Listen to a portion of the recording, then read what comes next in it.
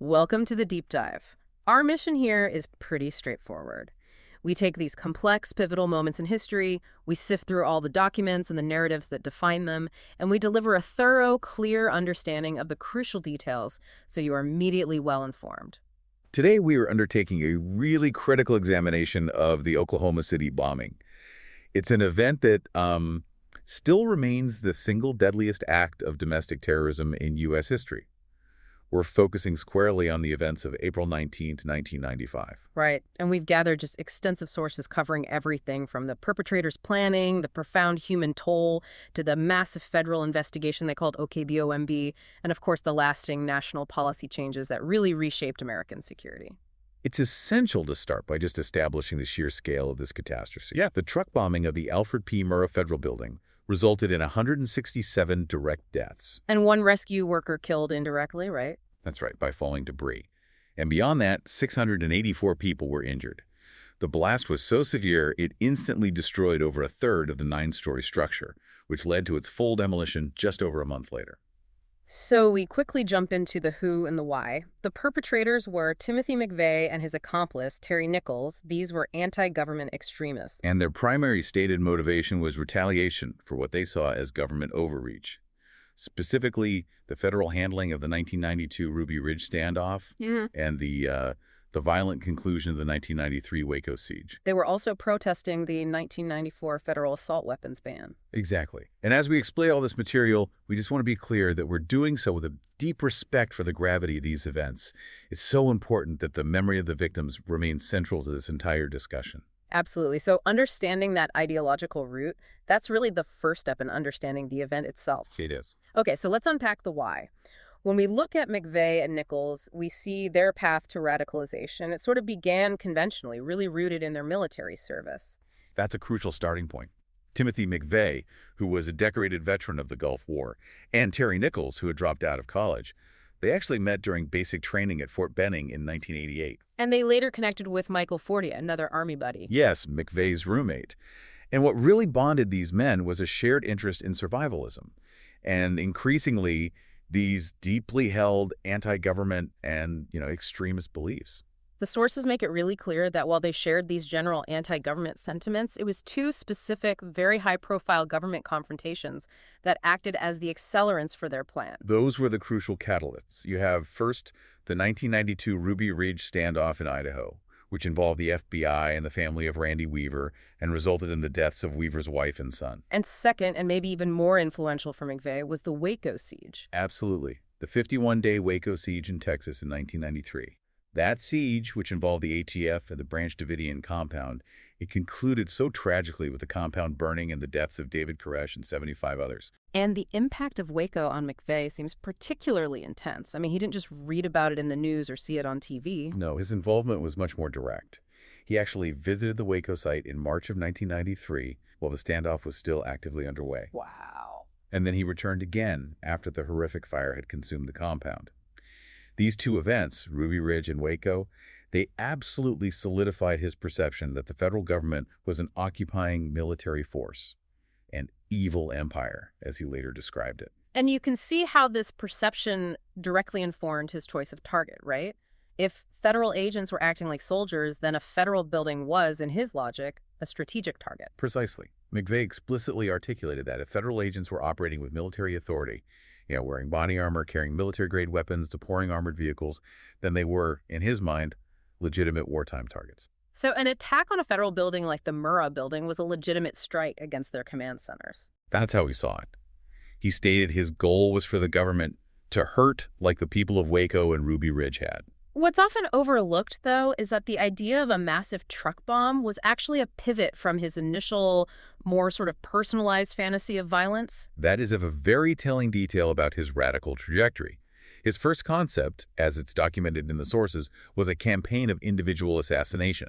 He considered high-profile figures. People like Attorney General Janet Reno. Exactly, who authorized the final Waco assault.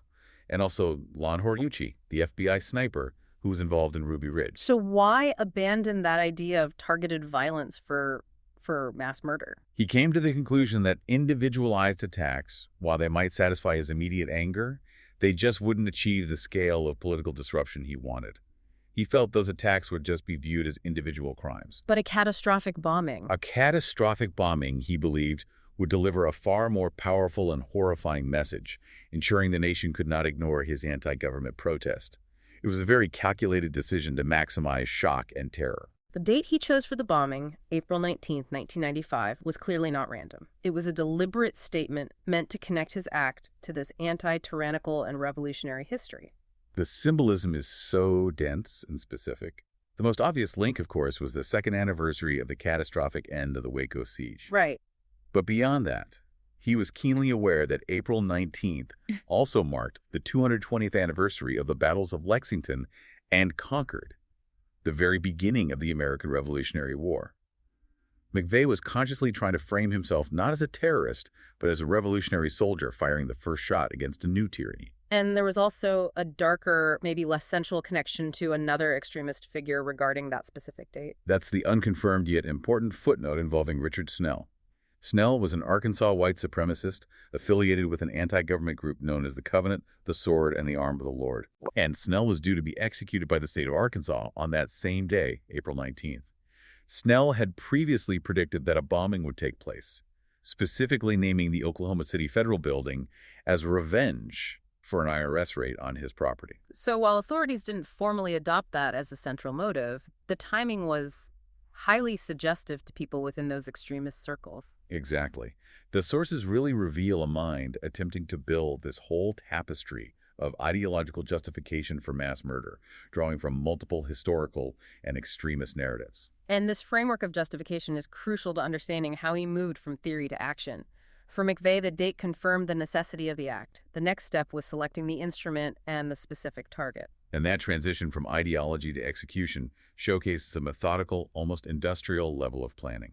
What stands out immediately is McVeigh's specific, very stringent criteria for selecting the Murrah Federal Building. Right, and it's here where it gets really interesting, because you see the cold, calculated logic of the attack. He didn't just pick any large federal building. He had a rule. It had to house at least two of the three main federal law enforcement agencies he despised. The ATF, the FBI, and the DEA. Exactly. Alcohol, tobacco, firearms, the Federal Bureau of Investigation, and the Drug Enforcement Administration. That criterion alone eliminated dozens of potential targets. The Murrah Building, however, it satisfied his requirement, and then some. It housed 14 federal agencies, including all three of his primary targets. Plus, as he called them, bonus targets, like the Secret Service and the U.S. Marshals Service. For him, it was a high-value command center. It was. So why then did he select that precise location within Oklahoma City? Was there some kind of architectural advantage he was looking for? Yes, absolutely. He scouted the building for weaknesses that would maximize casualties and destruction. Right. He anticipated the Murrah Building's prominent glass facade would shatter violently, converting all that glass into shrapnel and maximizing the immediate impact. And the location itself was strategic, with that open parking lot next to it. It was. He believed the open lot might absorb some of the blast force, potentially protecting non-federal buildings nearby. But most critically, he thought the open area would provide better photo opportunities for propaganda purposes afterward. The sources mention a really contradictory detail regarding his target selection, a moment where he supposedly showed restraint, but then chose to ignore that same principle later on. This is a key insight into his hypocrisy. He specifically ruled out the 40-story Simmons Tower in Little Rock, Arkansas. And his reason? His stated reason was that a florist's shop occupied space on the ground floor, and he claimed a desire to minimize non-government casualties. But that claim just completely collapses when you consider the Murrah Building. It utterly collapses. The Murrah Building housed the America's Kids Daycare Center. The FBI investigation later concluded he had scouted the interior and almost certainly knew about the center, a fact that was later corroborated by Nichols, who stated they both knew and, quote, did not care. So let's move to the weapon itself. This was a massive, improvised, explosive device built for around $5,000 in 1995. That's, what, roughly $11,000 today? How did they manage to gather all the necessary materials without raising immediate alarms? Well, the acquisition was meticulous and highly dispersed to maintain plausible deniability. The bulk of the bomb was based on a simple agricultural product, ammonium nitrate fertilizer. Okay. Nichols purchased 41 bags, weighing 2,050 pounds in total, from the Mid-Kansas Coop in McPherson, Kansas. And, this quantity is common enough for small-scale farming that it wouldn't inherently trigger suspicion. But the fertilizer alone wasn't enough. They needed military-grade components to initiate the blast and boost its power. That's where the criminal element comes in. They needed reliable primers and boosters. They obtained kinetics, binary explosives, and, crucially, they stole a large cache of high-grade explosives. What kind of explosives? Specifically, Tofex Blastrite gel sausages, shock tubes, and 500 electric blasting caps, all stolen from a Martin Marietta Aggregates quarry near Marion, Kansas. This theft provided the necessary reliable initiation system. Here is where McVeigh's efforts became, well, conspicuous. His persistent attempts to acquire nitromethane racing fuel. That was necessary to create the ANNM mixture, right? Right, the ammonium nitrate and nitromethane mixture. And this is a perfect example of how discrete actions, when you accumulate them, they start to signal radical intent. Using an assumed name, McVeigh drove across several states trying to buy 55-gallon drums of nitromethane. He even visited National Hot Rod Association, or NHRA, events. And people turned him down. They did. Two separate dealers, Steve Lesur and Glenn Kipton, refused him. They were suspicious of a supposed motorcycle racer needing such massive quantities of this stuff. Nitromethane is highly concentrated fuel. Tipton even noted that McVeigh had provided a false name. Yet, he eventually found someone willing to sell. Yes. Tim Chambers, a representative for VP Racing Fuels, sold him 3 barrels. And even Chambers questioned the quantity, noting a typical top fuel Harley rider buys maybe 5 gallons, not 165. This acquisition proved essential. So with all the ingredients finally gathered, the final construction had to take place in a remote location. They used Geary Lake State Park in Kansas. They retrieved all the supplies from a storage unit in Harrington. And, using plastic barrels, they mixed the ammonium nitrate and the nitromethane.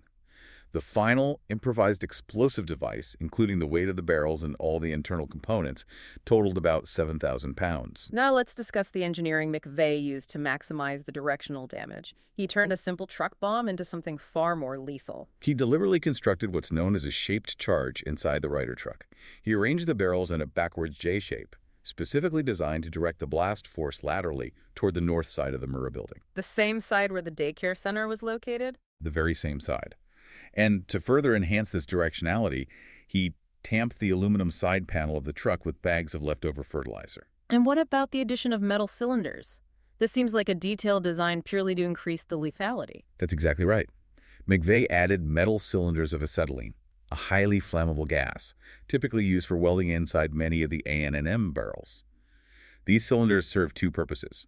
They increase the size and intensity of the fireball, and more importantly, they enhance the bomb's brisance. Okay, for our listeners, brisance is not a term we use every day. Can you unpack what that means in this context? Certainly. Brisance essentially means the shattering capability of an explosive. It's the measure of how rapidly the shock wave accelerates the materials surrounding the blast. By adding those metal acetylene cylinders, he was ensuring that the explosion wouldn't just be a powerful push, but a violent fragmentation blast, capable of instantly shattering the glass facade, collapsing the structure, and transforming materials like concrete and glass into deadly projectiles. After all this meticulous preparation, the ideological groundwork had to be finished. What did McVeigh believe about the victims he was about to create? His final justification was chillingly detached. He stated that while the people inside were individually innocent, they were collectively guilty because they worked for the evil empire. Unbelievable. He compared the attack to a necessary military action, even drawing parallels to the atomic bombings of Hiroshima and Nagasaki, arguing that immense loss of life was justified if it prevented greater future loss by disrupting government tyranny. He truly saw the victims as expendable casualties of war. All of McVeigh's planning just culminated in that morning drive on April 19th. The final moments really underscore his revolutionary self-image. Detail the scene for us as he approaches the building leading up to 9 or 2 a.m. McVeigh had originally planned for a later detonation, but he changed the timeline. He was aiming for a moment when the building was fully staffed but before the peak of mid-morning traffic. As he drove the Ryder truck, he was wearing a T-shirt emblazoned with Sic Semper Tyrannis. The Latin phrase, thus always to tyrants, famously associated with John Wilkes Booth's assassination of Lincoln. Exactly. And he was carrying revolutionary documents, too. He had excerpts from the white nationalist novel The Turner Diaries, which details a fictional terror plot against the FBI headquarters. And he added his own handwritten notes. Yes. More personally, he had a bumper sticker with a quote, which was falsely attributed to Thomas Jefferson about the fear of the government. And below this, McVeigh penned his own definitive statement, "Maybe now there will be liberty." He also copied a quote from John Locke asserting the right to kill anyone who attempts to take away your liberty. So he arrives at the Murrah Building, he lights the fuses, and he parks the truck directly under the structure. He arrived at around 8:57 a.m. and lit the 5-minute fuse. He drove away, and then 3 minutes later he lit the 2-minute fuse, which gave him just under 2 minutes to exit the vehicle and flee to his getaway car that was hidden a few blocks away. The truck, containing over 2 tons of explosives, was parked in a drop-off zone on the north side, precisely beneath the glass facade in the America's Kids Daycare Center. And at 9:4:02 a.m., the blast occurred. The explosion was enormous. It was calculated at over 5,000 pounds of TNT equivalents. It tore a 30-foot wide, 8-foot deep crater in the street.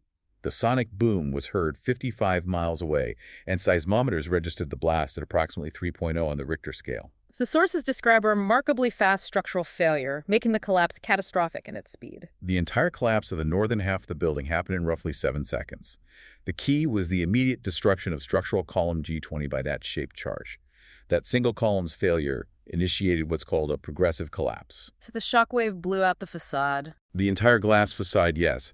It forced the lower floors upward and caused the critical load-bearing transfer beam on the 3rd floor to fail as the 4th and 5th floors collapsed onto it, resulting in the rapid pancaking of the structure. And the destruction was indiscriminate. It extended for blocks away from ground zero. Absolutely. The blast wave shattered windows and damaged structures for miles. A total of 324 other buildings were either destroyed or suffered significant damage within just a 4-block radius. The most common injury outside the Murrah Building was caused by flying glass. Shattered panes from 258 nearby buildings accounted for 69% of the total injuries sustained that day. The cumulative cost of damage was estimated at $652 million. And when we reflect on the victims, we just have to slow down and recognize the heartbreaking details of the human toll. The 167 direct deaths were victims ranging in age from 3 months to 73 years. Among them were 3 pregnant women. A further layer of tragedy occurred when Rebecca Anderson, a nurse who rushed to the scene to help with rescue efforts, was killed by falling debris, making her the 168th fatality. 108 of those killed were federal employees working across the 14 agencies housed there. And the death of 19 children, 15 of whom were in the America's Kids Daycare Center. It remains the defining tragedy of that day. It speaks to the indiscriminate nature of the violence. As we mentioned earlier, McVeigh maintained he was unaware of the daycare center. He claimed that knowledge might have made him switch targets. But the evidence doesn't support that. No, it doesn't. The physical evidence, the FBI's conclusion that he scouted the interior months before, and Terry Nichols' own statement that they both knew and did not care, it just paints a far more brutal picture of deliberate disregard for non-combatant life. The powerful image that encapsulated all the shock and grief was that photograph of firefighter Chris Fields carrying the mortally wounded infant, Bailey Almond. That image, captured by Charles H. Porter IV, it became immediately iconic. It won the Pulitzer Prize and was circulated globally. And while it became a symbol of courage and loss, it also caused profound distress for Bailey's mother, Aaron Almond Koch. She felt her daughter's final moments were exploited. She did. She felt they were reduced to a painful international symbol rather than respected as a private loss. The sources note that this widespread media coverage caused significant psychological trauma and post-traumatic stress among children and families across the entire nation. Despite the overwhelming horror, the immediate response was an almost immediate unified effort of aid and professionalism.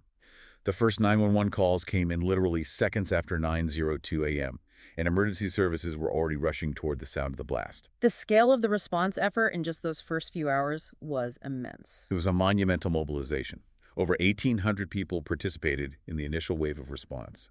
Within the hour, Governor Keating had declared a state of emergency, and FEMA activated 11 specialized urban search and rescue task forces, bringing 665 highly trained rescue workers to the scene. And the National Guard arrived quickly. Yes, 465 members of the Oklahoma National Guard arrived to establish security perimeters. Within 2 hours, 210 patients were already transported from the triage area to local hospitals. And the challenges the rescuers faced inside the rubble were just extraordinary, requiring extreme measures. The environment was volatile and incredibly dangerous. Rescuers had to observe temporary total silences across the site periodically, Why was that? so that sensitive listening devices, capable of detecting even faint human heartbeats or breathing, could locate trapped survivors. In the most challenging cases, freeing victims pinned by massive debris sometimes required on-site amputations, often performed without full anesthetics to prevent the victim from going into shock. It was a brutal necessity of collapse rescue. And then was a terrifying major disruption caused by a false alarm, the discovery of what was feared to be a second bomb. This incident dramatically halted the relief efforts. At 10:28 a.m., rescuers discovered an object they believed was a secondary explosive device, forcing an immediate evacuation of a 4-block radius. This, you can imagine, caused immense stress and a major delay in search operations. What exactly was the object that caused all that panic? It was later confirmed to be an inert, 3-foot-long TOW missile. It had actually been used in a recent law enforcement sting operation targeting arms traffickers and was, ironically, marked live to mislead the suspects. How long did it take to figure that out? Confirming its inert nature took 45 agonizing minutes, but relief resumed once the all-clear was given. Despite the incredible odds, survivors were still being pulled from the wreckage late into the day. The dedication was absolute. The final survivor, a 15-year-old girl, was rescued nearly 10 hours after the blast, found deep within the rubble pile. The overall relief and rescue operation involved over 12,000 individuals and continued for weeks, ensuring the recovery of the bodies of all but 3 of the victims. Okay, let's unpack the unbelievable twist of fate that led to McVeigh's arrest.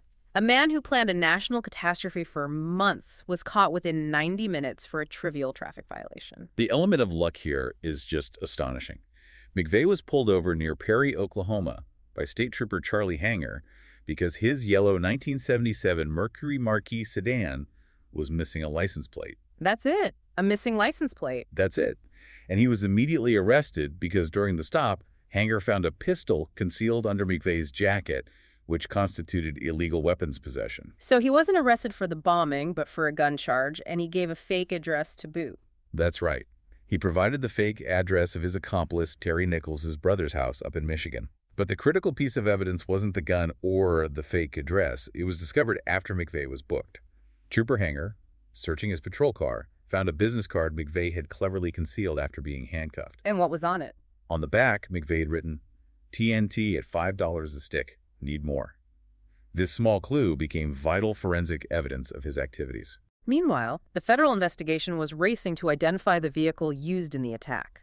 Federal agents rapidly traced the VIN number, the vehicle identification number, recovered from a remnant of the truck axle in the crater. This VIN immediately led them to the Ryder Rental Agency in Junction City, Kansas. The owner, Eldon Elliott, helped investigators create a sketch that quickly implicated Timothy McVeigh, who had rented the truck under a false name. The trail then moved swiftly to McVeigh's accomplices, Terry Nichols and the Fortiers. McVeigh was taken into federal custody just before he could be released on the gun charges, as the pieces of the puzzle aligned. The fake address he had provided Trooper Hanger led the FBI to Terry Nichols. And Nichols turned himself in. He did. Learning he was being sought, he turned himself in to police. And the evidence found at Nichols' home was just devastating. Ammonium nitrate blasting caps, books on constructing explosives, a copy of the white nationalist novel Hunter, and a crucial hand-drawn map of downtown Oklahoma City, clearly marking the Murrah Building and the precise spot where McVeigh's getaway car was parked. And Michael and Lori Fortier provided the necessary testimony regarding foreknowledge of the plot. Yes, they were identified as critical accomplices. Lori Fortier helped McVeigh create the fake driver's license he used to rent the Ryder truck. And because they had foreknowledge of the specific plan but failed to warn authorities, their cooperation and testimony proved essential to the prosecution's case in exchange for immunity for Lori and a reduced sentence for Michael. The investigation that followed, officially titled OKBOMB, it really stands as one of the largest and most complex criminal cases in U.S. history. It's truly difficult to grasp the operational scale of this response. The numbers tell the story. The investigation involved 900 personnel from federal, state, and local agencies, including 300 FBI agents. They amassed 3.5 tons of evidence, conducted 28,000 interviews, and collected nearly 1 billion pieces of information. It was an unprecedented effort to build an airtight case against the perpetrators. And because of the trauma inflicted on the state, securing an impartial jury in Oklahoma was just deemed impossible, which led to the trials being moved. That decision was made by federal judge Richard Paul Mash, who determined that the high-profile nature and the overwhelming local grief would make a fair trial impossible. So the venue was moved to Denver, Colorado. Focusing on McVeigh's trial first, the ideological defense he wanted to employ was quite controversial. McVeigh insisted his lead attorney, Stephen Jones, use a necessity defense. This defense argued that the bombing was an act necessary to prevent future, greater crimes by the government, citing the abuses at Waco and Ruby Ridge. And what was his argument for that? McVeigh argued that the imminent danger required for a necessity defense does not mean immediate danger, but rather a long-term comet-like threat hurtling toward the nation. How did the judge respond to that novel interpretation of imminent danger? Judge Mash rejected it entirely.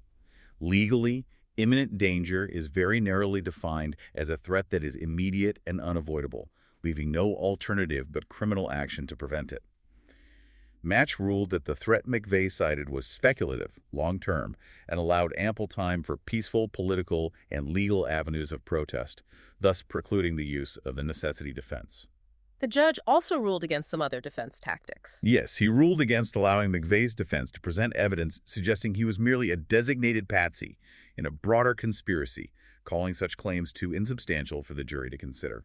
Speaking of conspiracy, the defense did try to raise doubts using the elusive figure of a supposed John Doe number 2. This was a consistent tactic by the defense. They raised the issue of an unmatched embalmed left leg found in the wreckage, suggesting it belonged to an unidentified second conspirator seen with McVeigh. And what was the truth there? Authorities later confirmed the leg belonged to Lakeisha Levy, a female Air Force member already confirmed as a victim.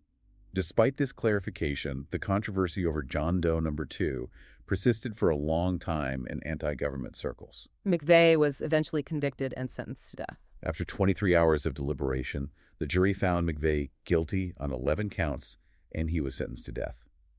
There was a controversial incident in 2001 when it was discovered the FBI had mistakenly failed to provide over 3,000 documents to the defense during discovery, but after review, the execution was upheld. McVeigh was executed by lethal injection on June 11, 2001. The first federal execution in 38 years. That's right. And what was the resolution for Terry Nichols, who played such a key logistical role? Nichols actually faced 2 trials. In federal court, he is convicted of conspiracy to build a weapon of mass destruction and 8 counts of involuntary manslaughter related to the federal law enforcement officers killed. He received life without parole. And then the state tried him. Separately, the state of Oklahoma then tried him for 161 counts of first-degree murder. Although the jury deadlocked on the death sentence, he was convicted on all 161 counts and sentenced to 161 consecutive life terms. So even with these attempts to suggest wider involvement, the government maintained its conclusion about the 2 core perpetrators. That remains the official conclusion. McVeigh and Nichols acted as the sole bombers. McVeigh himself, when questioned about John Doe number 2, delivered his famous rhetorical challenge. He said, "You can't handle the truth. Because the truth is, I blew up the Murrah Building, and isn't it kind of scary that one man could wreak this kind of hell?" The immediate legislative response was swift, and this is where we see a fundamental shift in U.S. policy, a trade-off between certain civil liberties and enhanced security. This is the core policy insight derived from the bombing. Congress passed the Anti-Terrorism and Effective Death Penalty Act of 1996. Crucially, this legislation limited access to the writ of habeas corpus in the U.S. legal system. Okay, so for our listeners, habeas corpus is the principle that allows a person to challenge their detention in court. Why was limiting access to that seen as a necessary response to the bombing? The aim was to reduce the time spent in post-conviction appeals, particularly in terrorism cases, ensuring quicker finality in death penalty cases like McVeigh's. It was a direct response to the frustration and the perceived slow pace of justice. So in essence, the U.S. exchanged some elements of due process protections for what was seen as a mandatory boost to national security efficiency. And the finality of justice for victims. This legislation was highly controversial, but it became a foundational shift in federal power. And there was also specific legislation ensuring the victims who had their trials moved to Denver still had a voice. That was the Victim Allocution Clarification Act of 1997. Because the main trials were moved out of Oklahoma, limiting victim engagement, this act restored their rights. It specifically allowed victims to observe the trials and offer critical impact testimony during sentencing hearings, recognizing their central place in the justice process, even when the proceedings were conducted so far from the site of the crime. The most visible, immediate, and lasting change, however, occurred in the physical security of federal facilities all across the nation. That transformation was instantaneous. Within weeks of the Murrah bombing, the federal government ordered that all major federal buildings be immediately surrounded by those massive, prefabricated concrete structures we now know as Jersey barriers. This was a direct, visible intervention to prevent any similar vehicular attacks. But the long-term changes were far more substantial, based on a comprehensive vulnerability study. Yes, the Department of Justice issued the Vulnerability Assessment of Federal Facilities, which quickly became known as the Marshall's Report. This report classified federal buildings into 5 distinct security levels. The Murrah Building, which had been level 4, provided the template for what not to do. And the new standards required huge security upgrades. Over $600 million nationwide. What were some of the specific physical requirements dictated by the Marshall's Report? They mandated several crucial architectural and planning changes. First, new buildings required robust, truck-resistant barriers. Second, strict setback requirements were implemented, requiring high-security facilities, like new FBI buildings, to be set back 100 feet or more from public roadways to prevent vehicle access and dissipate blast forces. And then Third, and perhaps most technically complex, they required structural designs to prevent progressive collapse in the event of an explosion, directly mitigating the exact failure sequence that was observed at the Murrah Building.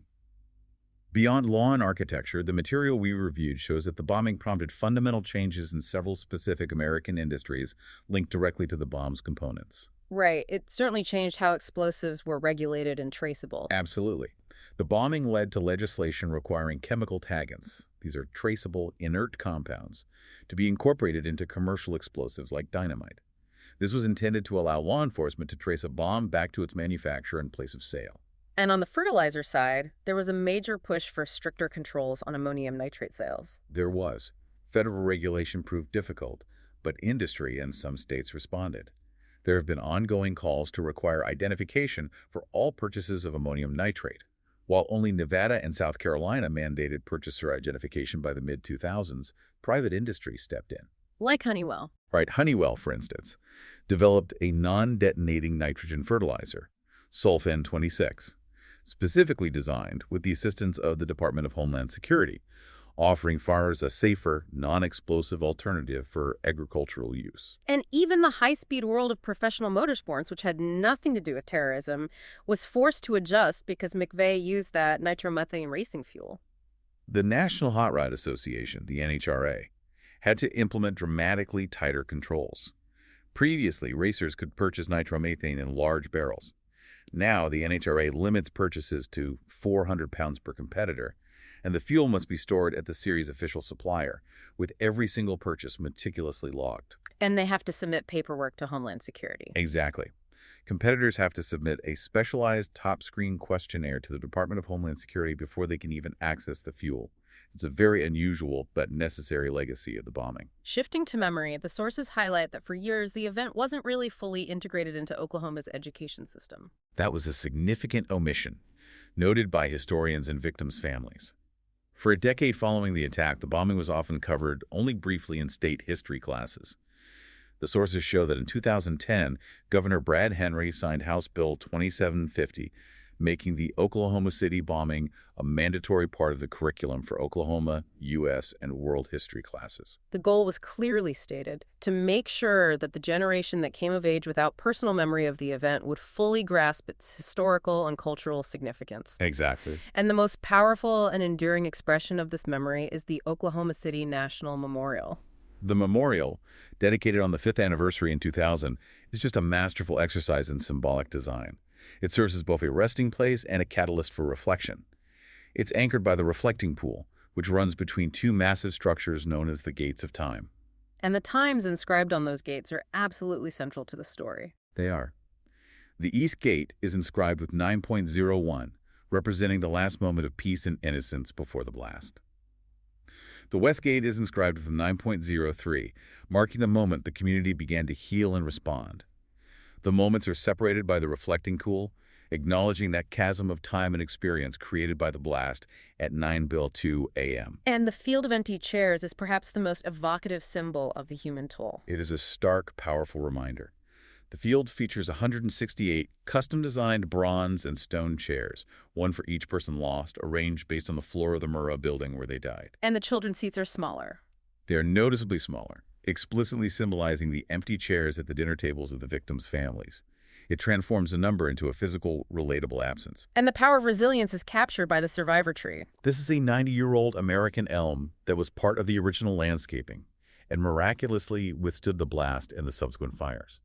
While it was severely damaged, it survived and continues to grow, now supported by cables. It stands as this profound symbol of the resilience of the human spirit and the community's refusal to be defeated by the violence. And the annual observance ensures the memory is preserved and honored consistently. Every year, a solemn remembrance service is held at 9:02 a.m., marked by a traditional 168 seconds of silence, 1 second for every life lost.